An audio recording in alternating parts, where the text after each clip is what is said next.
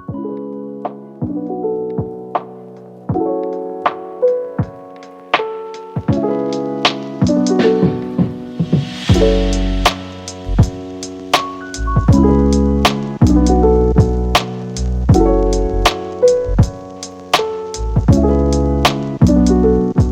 to Meeting Mesabi. Today I'm here with Aaron Brown, radio podcaster, columnist, teacher, and history expert on the Iron Range. And we're also here with Jordan Metsa, director at the Minnesota Discovery Center.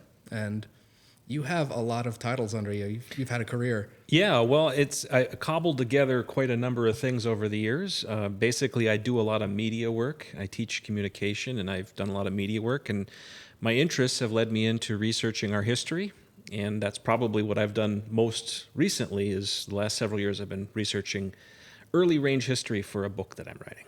Yep, and that's what we're here to talk about today, history. And Jordan, I know you have a big interest in history around here. Yes, I would say an interest in history is the extent to it, coming from politics now into the nonprofit world, being in the museum world. History has become a really important part of my job, but also my life. And it's really exciting stuff, especially what's happening here on the range. Really cool to be sitting here with a former teacher of mine. I was just picturing the back row of that classroom all those years ago, and Jordan sitting right in the middle of the classroom in the back. I was shy to raise my hands, but I had lots of curiosity in what Aaron had to say. So full circle, here I am. Yeah. He was a good student. I can say that. I'm not even lying. Are we recording yet? Yeah. Mm-hmm. Okay. And yeah, you have the Research Center in the Minnesota Discovery Center now too. Yep. So we're the largest nonprofit museum north of the Twin Cities. We got lots of history in our archive. We're also the second largest record repository, and our research center is connected up to things like Ancestry.com. So if you're out there, you're searching for a naturalization record, you're looking to find out more about your family history, your roots, swing by the history. There is expansive, and the research center is free to visit Tuesday through Saturday. Cool. And Aaron, first question for you. When a lot of what I've heard about, like the history on the Iron Range, is our contributions to World War II, especially. So how would you quantify that? Like, what exactly were our contributions to the country during that time? Yeah, well, World War II is the most famous example because several of our mines had a very specific role in feeding the war machine of World War II. And it's often been said that the United States war effort, ramping up from a relatively small military in the late 1930s to one that became a superpower after the war, was because of the contributions of the Iron Range. But I'd say that the cumulative impact of the Iron Range is much, much, much bigger because it didn't just win a war, it literally built a nation. 1.6 billion tons of iron ore have left Minnesota in its history, and most of that from the Mesabi. And that's an enormous amount of steel that didn't just make tanks and planes, though it made many, many of those, and still does. But it also, built the highway system, it built the buildings, it built the modern cities all over the country that we know. So the impact is kind of incalculable, and it's kind of funny because I think if you leave our area, you don't find many people who know that about American history, about American economics, that the primal material used in steelmaking mostly comes from here. Yeah, and I mean, like, you can look at the whole rust, or you can look at any of the mine pits around here, and you can kind of say, like, wow, that's a lot of stuff came out of that. Yeah, something happened there. Yeah, it's hard to quantify, like you said, like 1.6 million billion. Billion, 1.6 billion tons. That's crazy, and it's like you can't really picture how much that would be, like if you put it on a table. Yep. And then as far as like big names, I've heard the Pillsbury's got their start here. And then Carnegie had like a lot to play with like steel and iron in the area. What can you tell me about their contribution? Yeah, well, the big names of iron ore history, you mentioned Carnegie. Carnegie was at the late 19th century, late 1800s. Andrew Carnegie was probably the biggest steel maker in the country. He owned steel mills all over the country. And that meant he bought a lot of iron ore, and he mined a lot of iron ore. But he kind of failed to see the potential of the Mesabi. He was getting ore off the Vermilion, which is north and east of the Mesabi. But another guy you've heard of, John Rockefeller, got a lucky break that involved perhaps some skullduggery. He was able to form a partnership with a family of prospectors known to history as the Merritt Brothers. And in a series of deals that worked out badly for the Merritt Brothers, he had obtained a very large number of iron ore mines in our present Mesabi Iron Range. That made Rockefeller the iron ore man on the Mesabi, and Carnegie the steelmaking man. And as a result of that, to kind of work out the rivalry between the two men, the massive amount of money of another name you've heard of, J.P. Morgan, one of the robber barons, formed the United States Steel Corporation in 1901, and it became instantly the biggest company on the planet Earth and the first billion-dollar corporation in the history of the planet Earth, because Rockefeller and Carnegie both then suddenly became the richest two men in the world, one and two. Carnegie and then Rockefeller, because they sold their interests mostly here. So like the value of what was here was well known in this time a little over 100 years ago.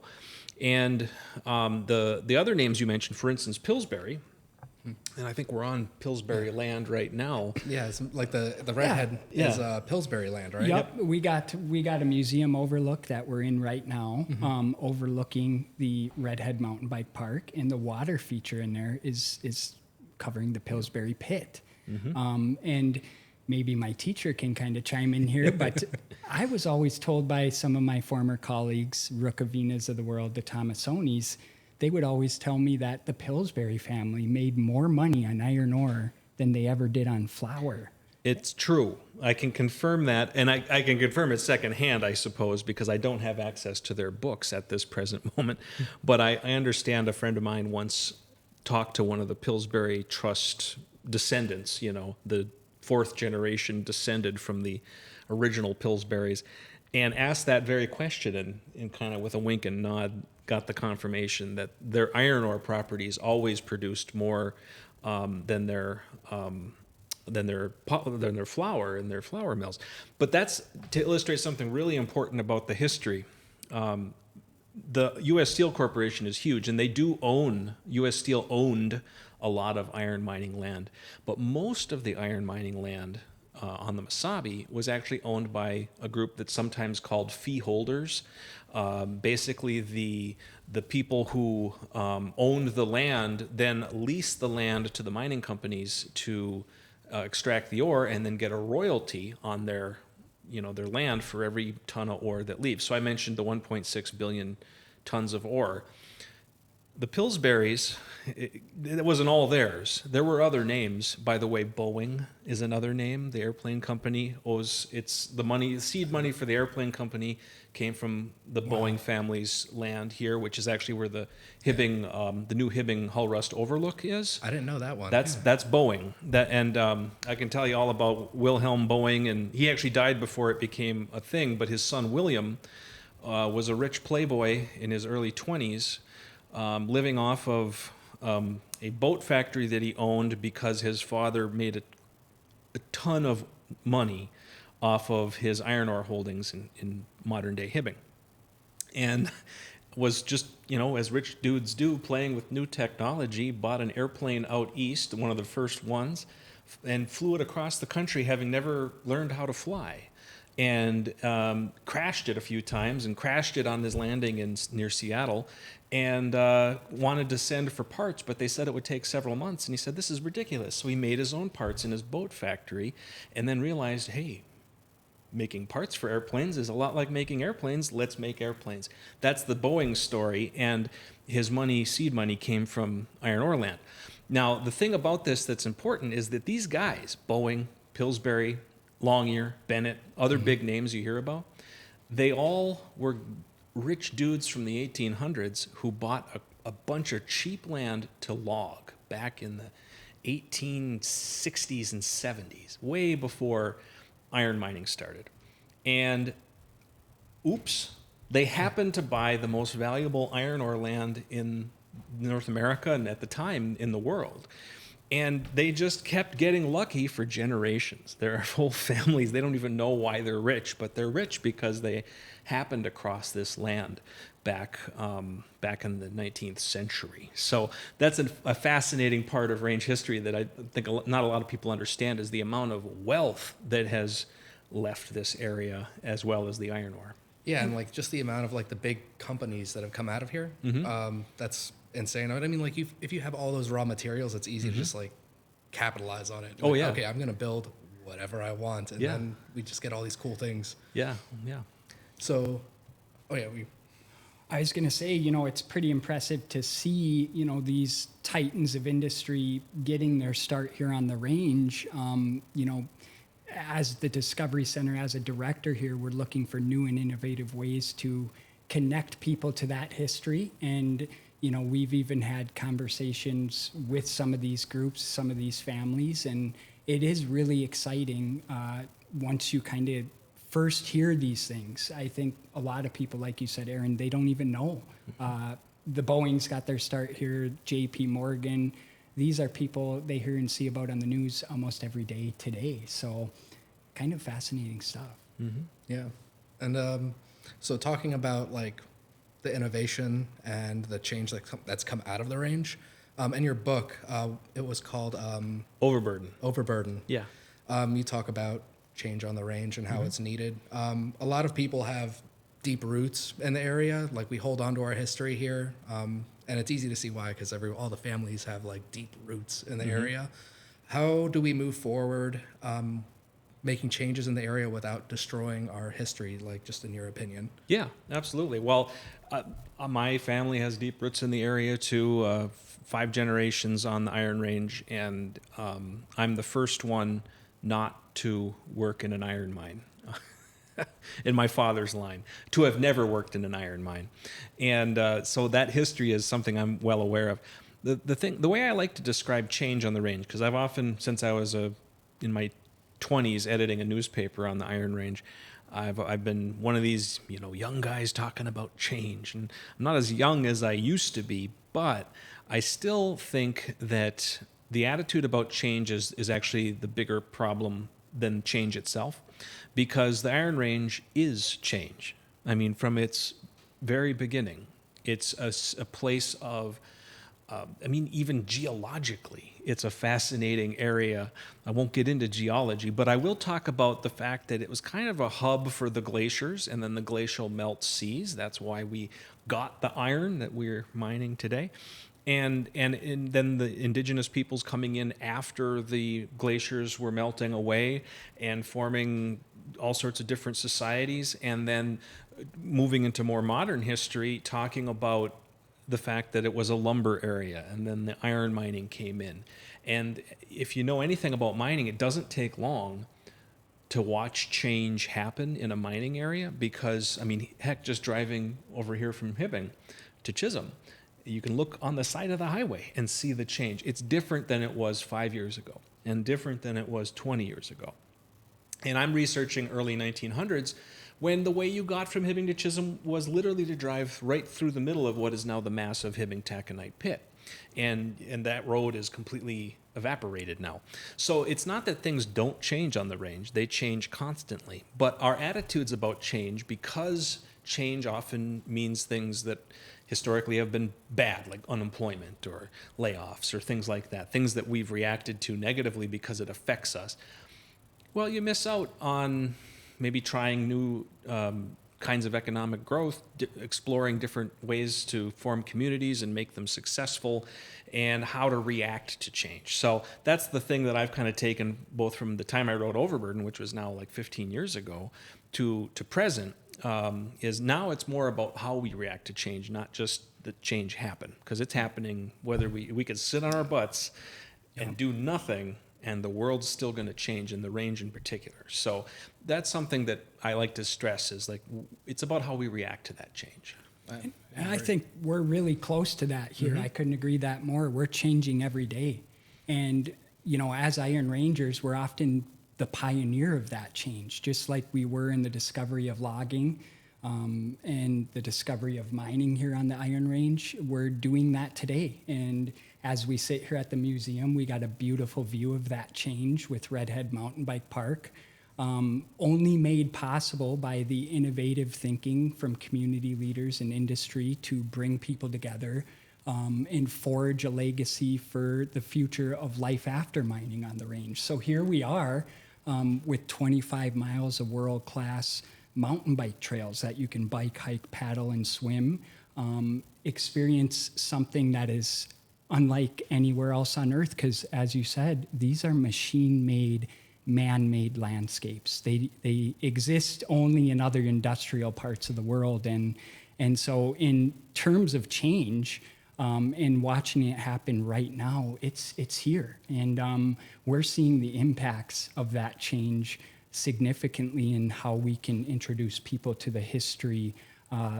that change correlates with. So I think that's a really important thing to remind people. We don't always see it, and you say we think, it can be negative, but here is a really shining, wonderful example of positive change here on the Iron Range because of the mining industry.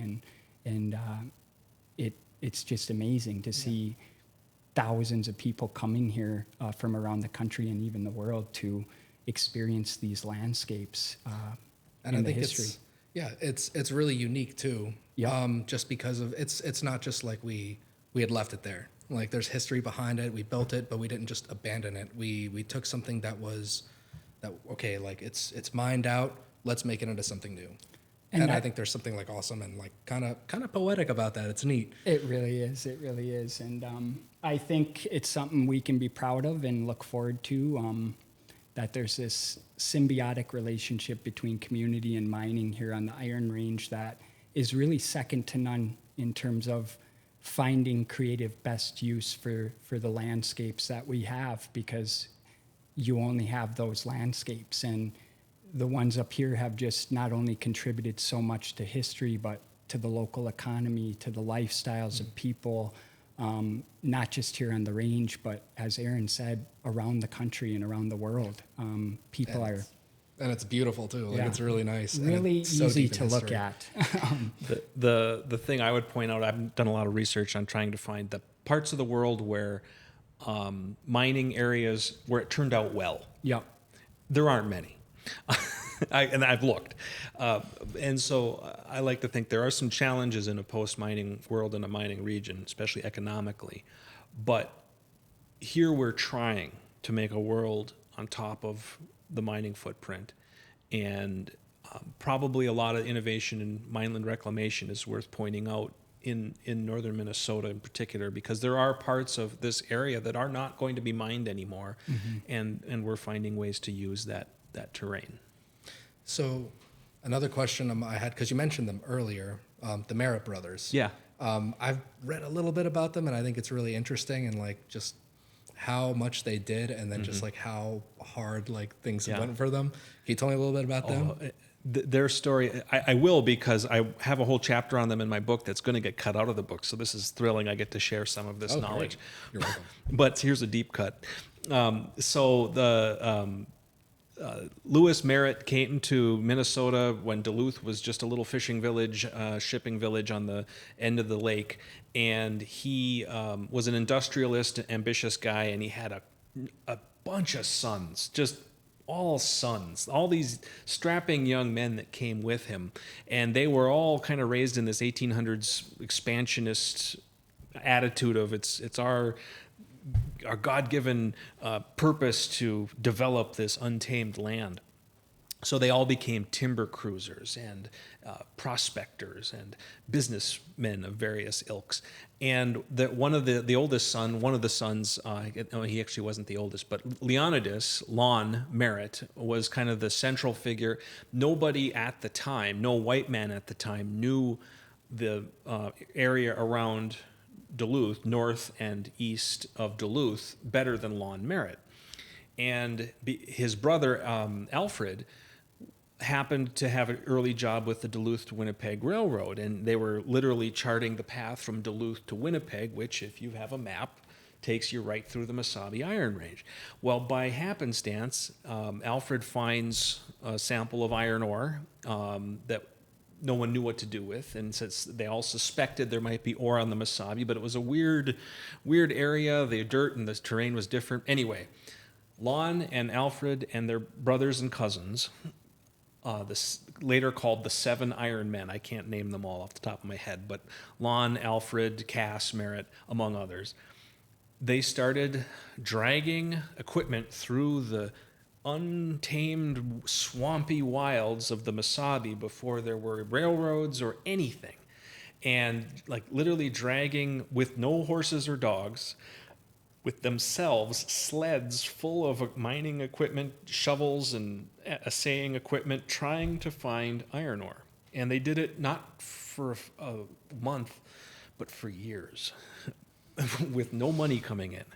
And they had brought experts with them. One of them was Captain Nichols, who is the one who famously discovered the ore at Mountain Iron, the first ore on the Mesabi. Which I have to say, aren't we about to celebrate on July 31st? Yep, Merritt Days. Merritt Days, yeah. Merritt Days, yeah. which is the celebration of the first. The Mesabi, the mountain iron, what they call it, the Mesabi. They had a different name for the first mine, but it was at Mountain Iron. It was the first, and of course, we know now, with Mintag still operating there, it was one of the world's largest stores of iron ore. And so the Merritts then fanned out all over the modern-day Mesabi, trying to buy up the land with the money that they had from their previous enterprises, and raising money as best they could. But they weren't rich to begin with, and that was the reason. That's the only reason that the Merritts didn't end up ruling the whole area. They were borrowing a lot of money, and they had to borrow it from rich people such as John Rockefeller. And in Ron Chernow's book about Rockefeller, he basically conclusively proves that Rockefeller, took advantage of them by saying, hey, let's merge all our interests into one company. I'll put these iron mining leases from Wisconsin in, and you put your iron mining leases from Minnesota in, and we'll have a company. Only later it was proven that the leases he had in Wisconsin were worthless, and the leases in Minnesota were the most valuable in the world. Rockefeller ripping someone off? No way. Yeah, well, anyway, he got the better of them, and long story short, after several attempts to get out of debt from Rockefeller, he called in their loan and ultimately ended up owning the railroad that they built, the first one that went to Mountain Iron up through Iron Junction. I'm from Cherry, so Iron Junction's right there. Iron Junction was the main kind of hub of the early Mesabi iron ore activity. Rockefeller gets it all, and as I mentioned earlier, it all got merged in with Carnegie's holdings to become U.S. Steel.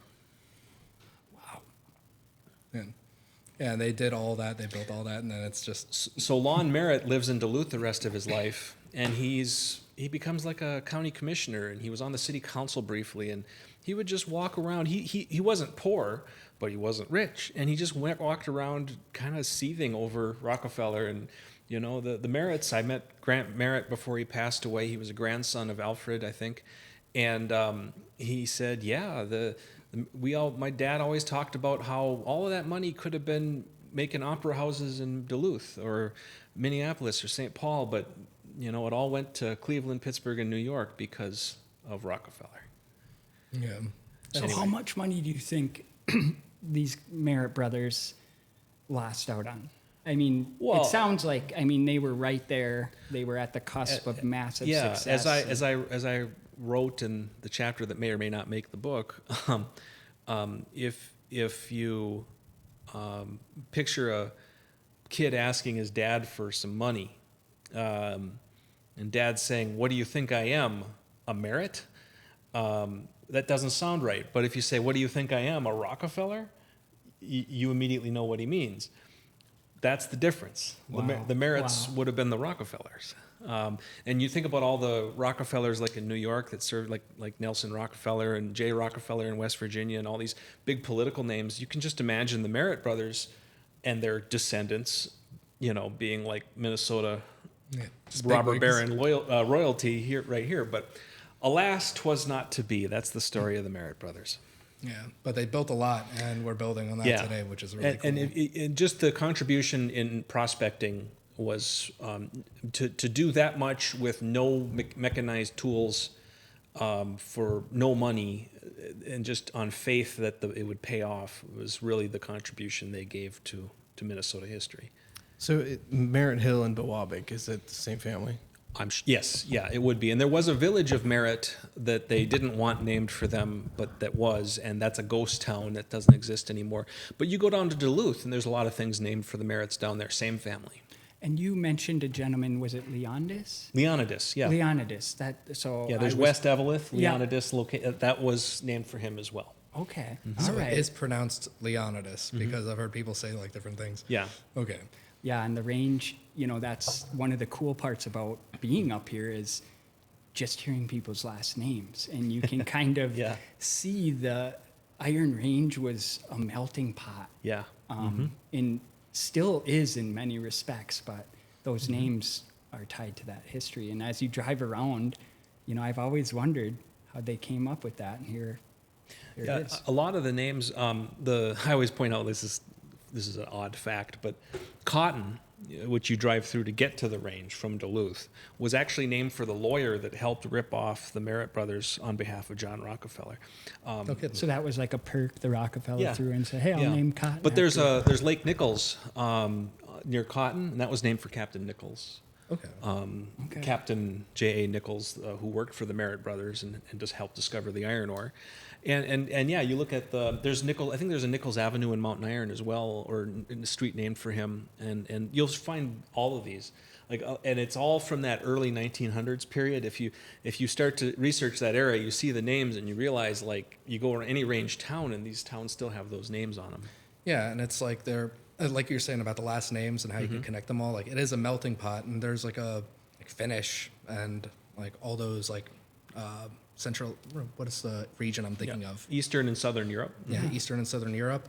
So what can you tell me a little bit about the cultures that came here and the early mining? Because I heard a little bit when I visited the Sedan underground mine, and I was like, it's pretty cool. Well, for me, the story of the range is probably best defined as a cultural collision of many, many people who came here for a very specific purpose at a time when there was very open immigration policies. The companies happily brought in the foreign workers because they could kind of control them. They could put them in company housing, and if they didn't speak the language so well, they weren't going to organize or do anything against what the company told them.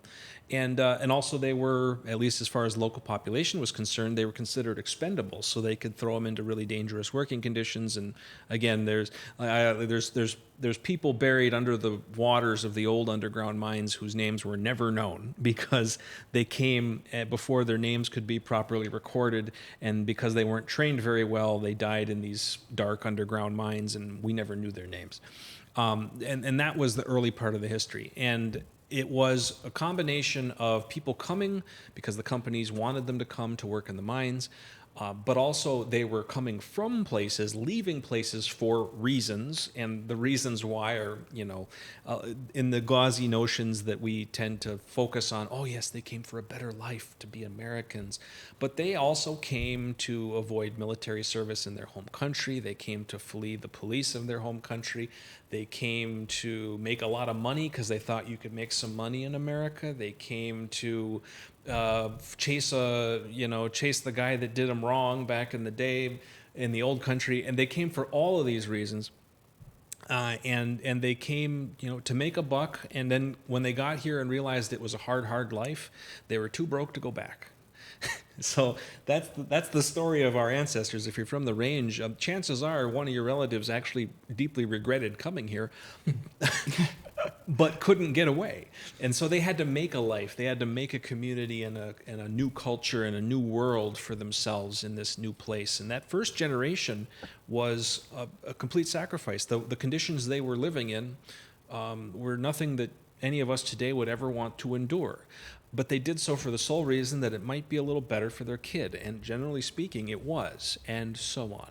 And that's the story. And really these last couple generations of people who have lived on the range all this time are the ones that have gotten to most enjoy the fruits of that very difficult sacrifice. I mean, just imagine going to a place where you're never going to understand the language. You're never going to understand what's happening, and you're never going to have any power, and you're going to be dismissed and discarded by the company and the communities where you were living. But your kid might get to own a business, and their kid might get to be a state senator or something, and that was the story. That's fascinating. I'm just thinking, like, there were those freedom seekers that had the dream, and they wanted to hop the pond, if you will, and start fresh here.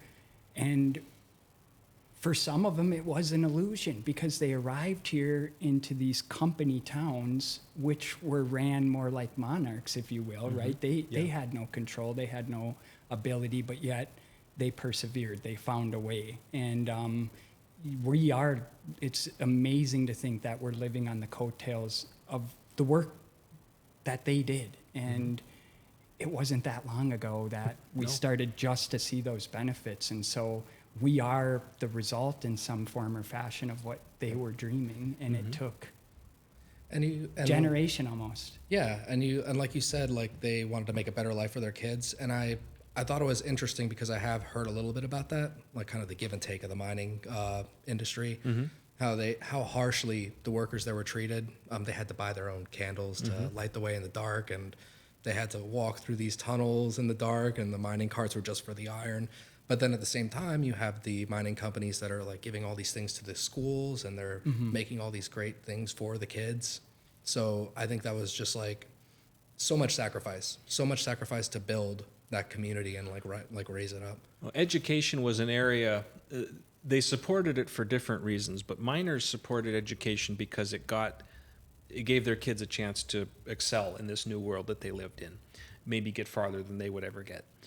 Mining companies loved schools because they Americanized the children. They taught them English, and they thought that would make them better employees in the future, and so they had different motives. But because they agreed and weren't fighting about it, it was an area where the Iron Range very early on excelled, and so some of these excellent schools, even before the big ones like Hibbing High School or Virginia High School, or some of these historic schools that were so beautiful, or Chisholm, those were all products of the very early 1920s. Even before then, they had some nice schools that were exceptional because of that area of agreement, that the schools would serve everybody's interests very well in this particular case. And we saw them even transform. Those schools became the social gathering spots beyond the saloons, which we all hear about, which were also, there were many of those. And if you weren't there, you were probably in a school trying to learn. But from what I can hear in the history, it was really important for these people to learn the English language, just like you said, so that they could build a future beyond the mining companies. As their parents had to work them, they were hoping that they could work somewhere else. And I think in so doing, like, that's how unions kind of sprung up down the line. Yeah. Well, there were several attempts to organize early in range history, and and this museum has told the story very well in previous exhibits and in their current exhibit, permanent exhibit. This was a place where, the range is known for unions, but early on it was very hostile to unions. And it was a place where if you were trying to organize, literally an entire nationality was blacklisted, the Finnish people who organized the 1907 strike. And from that point forward, mines were resistant to hire anyone with a Finnish last name. And so some were able to get through that, but mostly if you were Finnish, you were out of the mines after 1907 for a period of many years, and that's a whole other story. Like Cherry and Balsam and Palo are places where the Finns had to go settle and try to farm. My family's from Embarrass, and that's why they never worked in the mine. They always tried farming and a bunch of other things. Exactly. If you have any Finnish blood, you probably are tied to some of these communities around where the iron mines were. They're near the mines, but not directly by the mines. And so those are the places where the Finns would settle, because they were trying to organize, because Finns, there's a whole story there, but Finns came over literate. A lot of the immigrant groups, they couldn't read or write in their own language, and Finns could, and some other nationalities could too, but the Finnish literacy rate was very high. And so those guys came over, and they spoke Finnish, but they could communicate via writing, and once you learn a little bit of English, you can read in English, and you can read the newspapers, which means you know what the mine bosses are saying in the papers. I mean, just imagine you can't read what your bosses are saying in the papers because you can't understand the language. Well, the Finns could suddenly, and that meant they knew, hey, we're getting they're making all this money and we're not getting any of it. That's not fair. So the Finns were the early organizers, and they paid a price for that, after 1907. And I know the whole mining industry wanted to keep them from communicating with each other in the first place. That's why you had all these different cultures and ethnicities, and it's like nobody understands each other. Yeah, they were often paired by, you were paired with a worker underground. This was often true. You were paired with a worker who was from another country, so that the only communication you could do was strictly related to your work. Basically, you swing the hammer, don't hit me, and so they would have enough communication to do that. But as far as talking about wages or working conditions or certainly unions, you wouldn't have the language to have that conversation with the person you're working with. They liked it that way. That's fascinating to think the extent these companies went, that they're pairing these different ethnicities, nationalities together so they can't speak to each other. Yeah, it was very common. Yeah, and that's kind of just, they'll still do things today, do whatever they need to. But well, everyone speaks the same language today, so it's a little different, but yeah. But I think that's cool, the education, and then down the line. I didn't know that about the Finnish community, though. That's interesting that they were blacklisted. Well, I was even told that even in Old Chisholm, there used to be little metal signs that were hung outside the local establishments, and it literally said "No Finns allowed." Yeah, and no kidding. I mean, it was that. Yeah, I mean, we can get into the depths of that, but there was a hierarchy, a racial hierarchy, you could say, or an ethnic one, and actually, I've read the mining company archives where, you see sometimes they say, well, if you have to hire a Croatian, make sure that they, are one of the smarter ones, and they have all this kind of ethnic prejudice built into their hiring practices. And of course, Finns and Italians were, and the people's opinions of them, and they were organized by a hierarchy. The further north in Europe you came from, the more accepted you were, with the exception of Finland. But Norwegians and Swedes and Germans, generally speaking, were seen as fine. But if you were from southern, Eastern Europe or Finland, just for various reasons, you were seen as less than the other immigrants. And then there, so this ethnic, you see ethnic rivalry sometimes even today, less of it maybe than 20, 30 years ago. We're losing some of the people who were best at, the Tom Rukavinas of the world, who would best remember some of that firsthand. But a lot of that came from the kind of the rivalry that was very real in how your immigrant status and your ethnic status kind of ranked you in society. And so, why did you see some nationalities like Italians get really band together, all these Italian American clubs all over the range that you still see evidence of today, but Italians organized very forcefully as a group. And the reason is because they were one of the lower groups, kind of spit on by the people above them, and they formed kind of a union of sorts. They formed together to protect themselves and to build their political power as a group. And that's why you see so many strong Italian American clubs or Slovenian Croatian clubs back in the day. And it was really to kind of cement their status as a block that you can't mess with because there's too many of us and we vote as one, that kind of thing. So how long has Valentini's really been here? I can't speak to that. Valentini family's been here a long time. I don't remember when they opened the restaurant, but It's a good food. They got good food. Absolutely. But the Mondavis, talk about famous names. Mondavis of the California wine family, born in Hibbing. Caesar Mondavi came from Italy, and Robert Mondavi, the famous wine dude. There's a name for that. I don't remember it. He's out of California now, right? Oh yeah, he's one of the founding, people of Napa Valley. I'm embarrassed to say, Jason Skorich gave me a bottle of this guy, and I'm trying to think of the name, but Anyway, but Napa Valley is a wine country. Northern California was an Iron Ranger, I guess you could say. Caesar Mondavi and his sons, Robert being one of them, went. They were, making wine here during Prohibition, partly, but they moved out west because they figured, hey, we're importing these grapes from Northern California to Virginia, Minnesota, or places like this, and it's cold, and it's hard to get grapes to Virginia, Minnesota. Why don't we go where the grapes are and make our wine out there? That's the origins of the Mondavi wine family. But that's another example of, the immigrant community using what they had to kind of make a name for themselves. The Italians were known for wine, and we happen to be sitting adjacent to the Prohibition exhibit, the Never Dry exhibit here at the Minnesota Discovery Center, and of course you'll read a great deal about the Italian Americans' skill and how widespread winemaking was from the beginning, and then even through Prohibition and even after. But that is an example of one of the reasons why Italians were misunderstood perhaps at the time. Their winemaking tradition made them outcasts legally at one point in history. Yeah. So what can you actually tell me about Prohibition? Because that's one area that I don't know about, like how Prohibition went on the range. It was different on the range because it started earlier than it did in the country.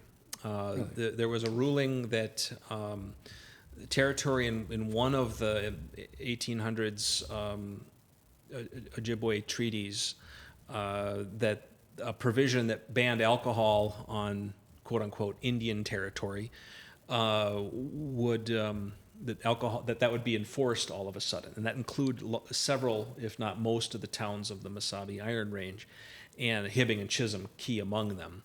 And that meant that enforcement agents from the federal government, in this case usually from the Indian Bureau, came in to enforce Prohibition in 1915 rather than the Prohibition that came 5-6 years later nationwide. So the illegal stuff that came with Prohibition, moonshining, networks of people selling alcohol under the table, had already begun here, and it was in full force and ready to rock and roll when national Prohibition came. So we pioneered illegal alcohol distribution. Yes, absolutely.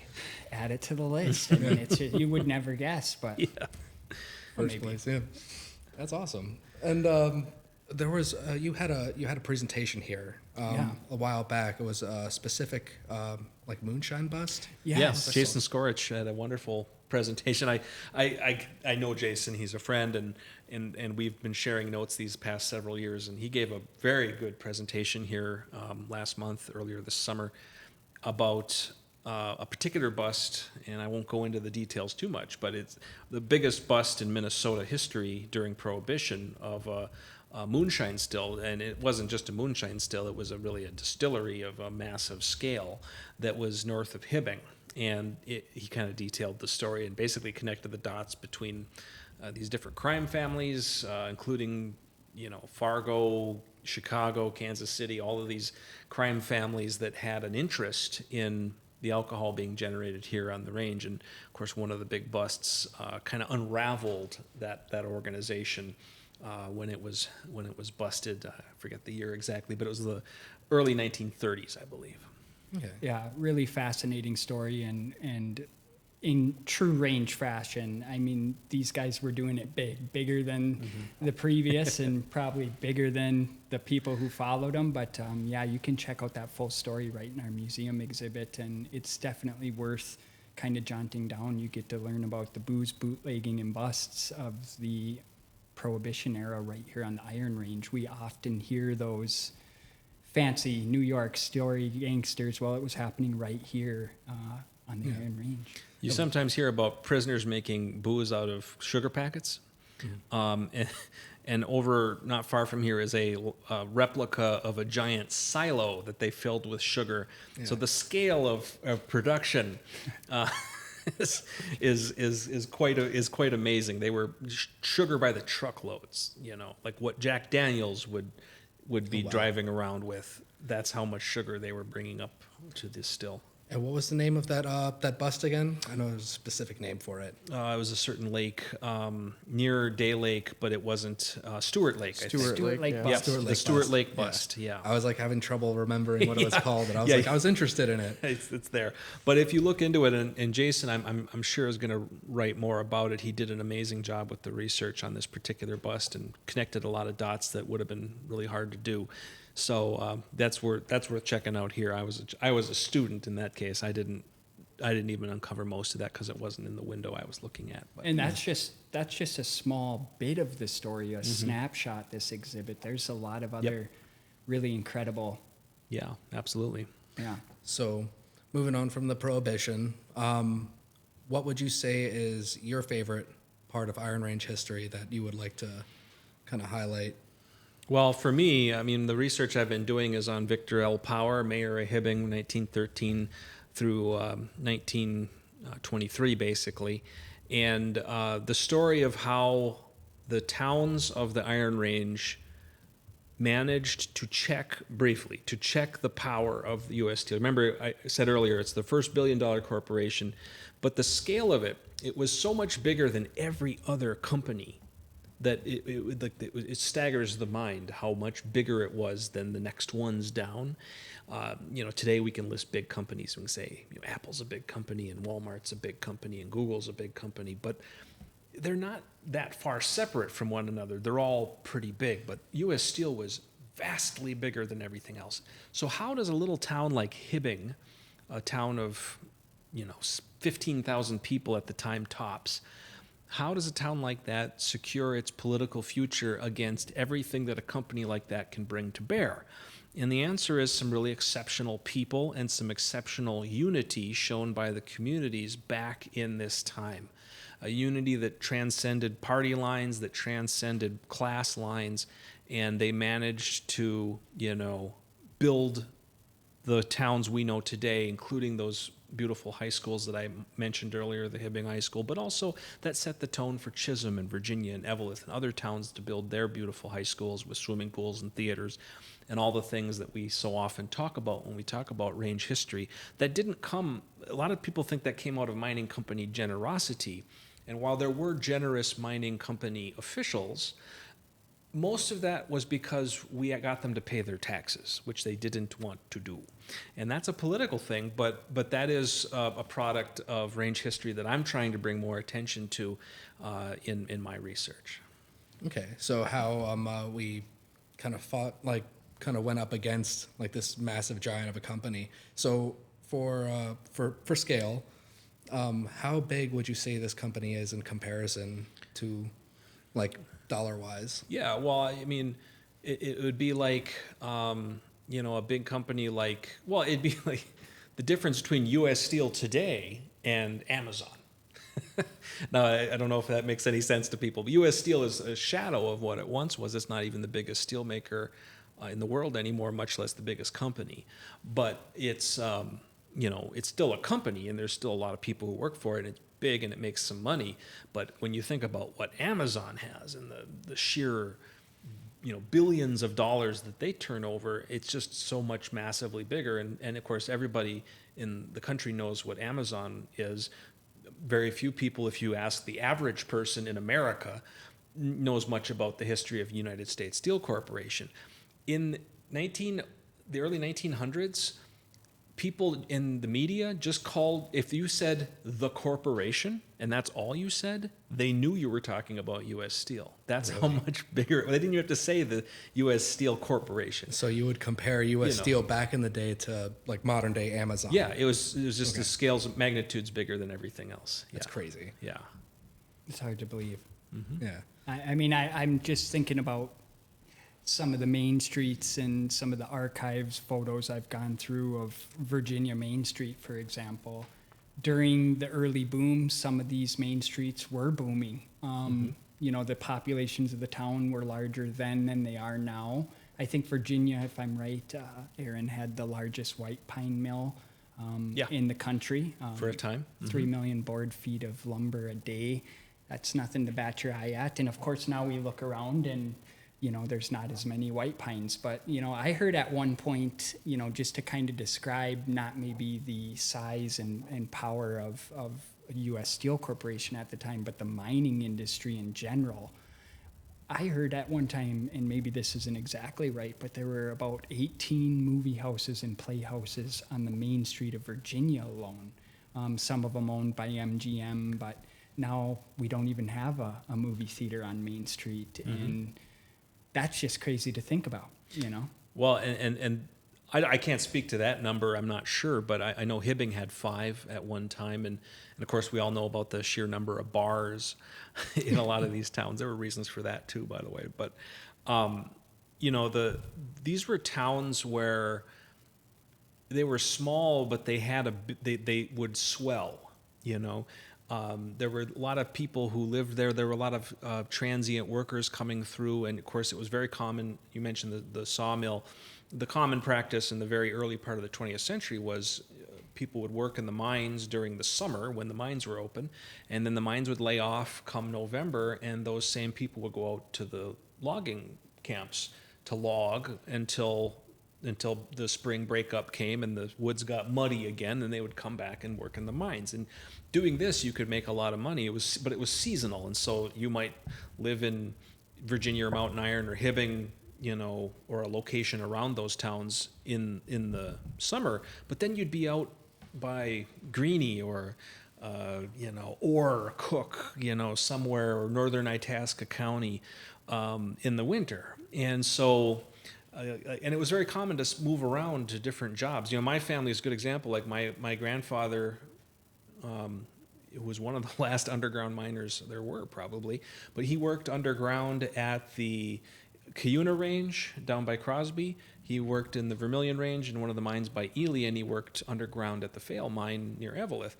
And so, but that was common. My great-grandfather was a mining engineer, and they lived on every range. They moved around. So these towns would swell and grow and change, and they needed entertainment, and these people had money to spend. And so if they weren't going to spend it at a bar, they were going to spend it at a movie house. And this was new technology at the time. So there was a lot of things going on, but a lot of that was, I always say the change is partly, cultural. I sit at home and I watch Netflix, on my couch, and it's pretty comfy, and I have a little popcorn or something, and no one had that then. So if you wanted entertainment, you had to go to the movies, or you had to go to the bar, or you had to go to the local high school and their big auditorium, and they'd have a visiting opera singer or a play or something for you to watch, for not much money, and that was how they did it. Yeah, and they had some actually impressive, especially like Hibbing High School, the auditoriums they have there. Yeah. That was designed after a specific building, wasn't it? The Capitol Theater in New York, one of the Broadway theaters. Yeah, it was a lot of architecture was inspired. There's a lot of Italian Renaissance architecture, for instance, the Hibbing High School, and a lot of that came from actual Italian artisans who happened to be here and had these unique skills from building things in Italy, or other parts of Europe. And so to say that a building like Hibbing High School is like priceless is true, because if it weren't to exist, the people who know how to build it don't exist anymore.